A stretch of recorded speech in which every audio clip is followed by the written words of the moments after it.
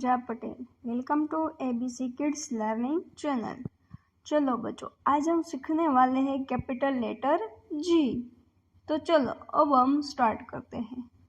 Ji G G G for grapes, G for goat, G for gift.